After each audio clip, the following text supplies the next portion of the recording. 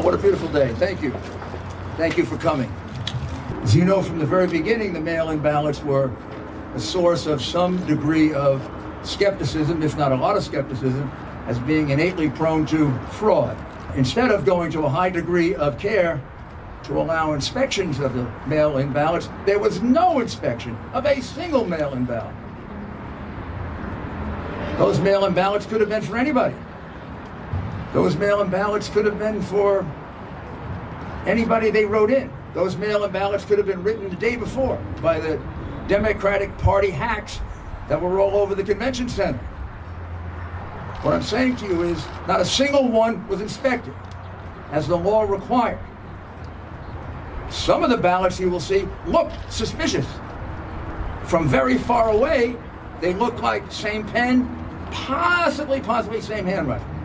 We can't say that because we never got to see it.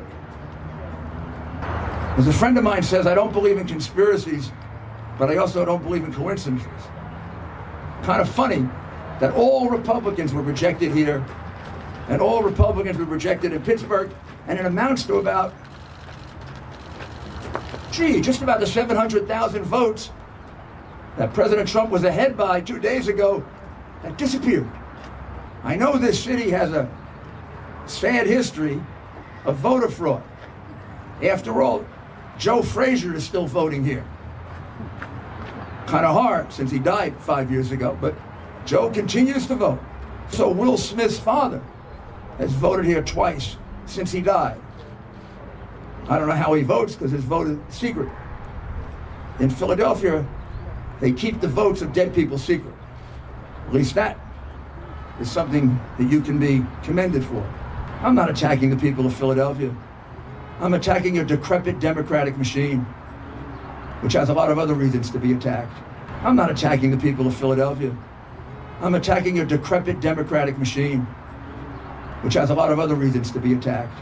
It's been around for 65 years. You keep electing the same people. The city gets no better. The crime goes way through the roof. The riots you have, the police stand by and watch it, not because of the police, because you have a mayor that lets them stand by and watch it. You got a district attorney who lets people go free. You are poorly served, ladies and gentlemen of Philadelphia. Mayors who let riots take place, district attorneys who set criminals free, I don't think they're going to care much about ballot fraud. This is outrageous. In an enormously important contest with a very, very suspect method of voting, there was no security, zero. The people of this city, people of this country have no assurance at all that those ballots were actually cast. They would have to have been almost unanimously cast for Joe Biden in order to catch up. I never got past the first identification stage. They kept saying that mine as well as... This is a gross miscarriage of the process that would assure that these ballots are not fraudulent. It's a fraud, an absolute fraud. I mean, you can't just submit these ballots and not have them checked. They're highly suspect ballots. It's also highly suspect because it's almost mathematically impossible, several people have already testified, to close the lead that Biden closed when things closed on Tuesday night. President Trump was ahead by almost 800,000 votes. And it took a couple of days to be able to produce enough ballots to bring it down. Now, could some of those ballots have been manufactured in advance by the Democrat machine of Philadelphia? It wouldn't be the first time they did it. I would say in at least 10 states now, we have complaints almost exactly like this. This will be a statewide case because there are 300,000 ballots equally in question in Pittsburgh with witnesses similar to these witnesses. In some cases, they actually saw a little bit more that would suggest that the ballots were being tampered with, but I have to wait until they're all fully debriefed. First of all, obviously he's not going to concede when at least 600,000 ballots are in question. It's not my job to determine if the ballots are right or not. It's their job.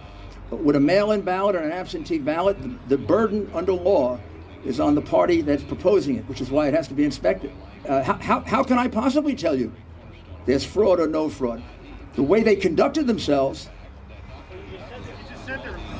because it looks, I can't tell you exactly what's on the ballot. They conducted themselves in a way that suggests that there was fraud. One of the things that does involve fraud is not making it possible for the people who are supposed to inspect. That's a fraud. That's a fraud on the voters. We will not know if those 600,000 ballots were valid, invalid, or not. Having conducted themselves that way, they certainly present a very strong circumstantial case that the ballots were tampered with. Also, the highly unusual, almost mathematically impossible reduction in the vote in that period of time also raises the question that the ballots were tampered with. So they've done everything they can to yell out to you we were tampering with the ballots without being stupid enough to show it to you. This is not, excuse me, this is not empirical, this is not anecdotal. This is hard evidence, and if you do your jobs from the media, I'm sure you'll find additional examples, and this will be one of many that we will be filing with the court. Thank you very much.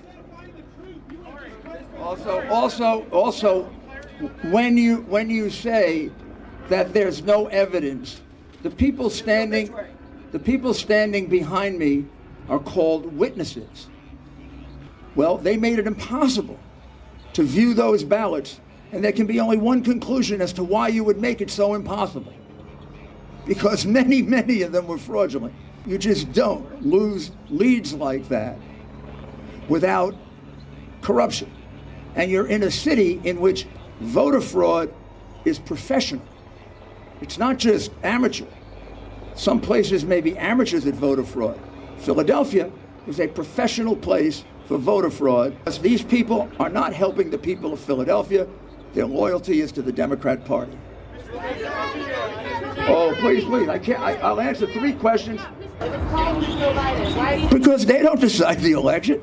The call for Joe Biden isn't, who was it called by?